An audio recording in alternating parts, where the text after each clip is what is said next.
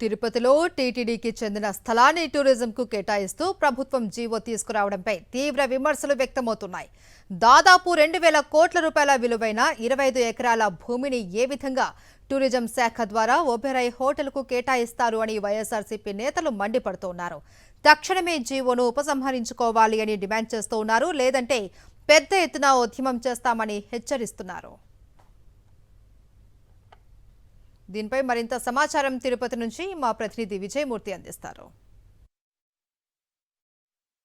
అఖిలాండ కోటి బ్రహ్మాండ నాయకుడు తిరుమల తిరుపతి దేవస్థానం సంబంధించినటువంటి వేల కోట్ల విలువైన భూములు ఇప్పుడు ప్రైవేటు పరం కాబోతున్నాయి. టీటీడీ చరిత్రలోనే తొలిసారిగా టీటీడీకి సంబంధించినటువంటి భూములను ఆంధ్రప్రదేశ్ ప్రభుత్వానికి సంబంధించి ఏపీ టూరిజం శాఖకు కేటాయించడం, ఆ తర్వాత టూరిజం శాఖ నుంచి ఒబెరాయ్ గ్రూప్ ఆఫ్ హోటల్స్ కు సంబంధించి కేటాయించేందుకు రాష్ట్ర ప్రభుత్వం నిర్ణయం తీసుకుంది. ప్రస్తుతం మనం చూస్తూ ఉన్నాం, అలిపిరి నుంచి ఏదైతే జూ పార్క్ రోడ్ లో ప్రస్తుతం మనం ఉన్నాం. ఈ మార్గంలో అలిపిరి మెట్ల మార్గం నుంచి 2 కిలోమీటర్ల దూరంలోనే ప్రస్తుతం మనం చూస్తున్నటువంటి యొక్క విలువైనటువంటి భూమి ఇక్కడ ఉంది.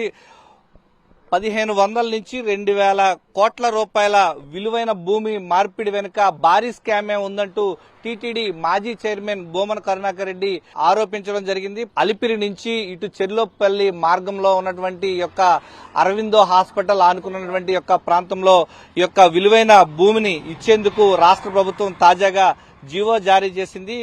భూమిని ఎక్స్చేంజ్ లో భాగంగా ప్రస్తుతం మనం చూస్తున్నటువంటి ఈ యొక్క ప్రాంతంలో ఏదైతే ఉందో సర్వే నెంబర్ ఆంధ్రప్రదేశ్ రాష్ట్ర ప్రభుత్వం ఇటీవల జారీ చేసినటువంటి జీవో నెంబర్ 21లో భాగంగా ఈ యొక్క ప్రాంతంలో ఉన్నటువంటి విలువైన భూమిని ఒబెరాయ్ హోటల్ కు ఇచ్చేందుకు రాష్ట్ర ప్రభుత్వం సన్నద్దమవుతోంది.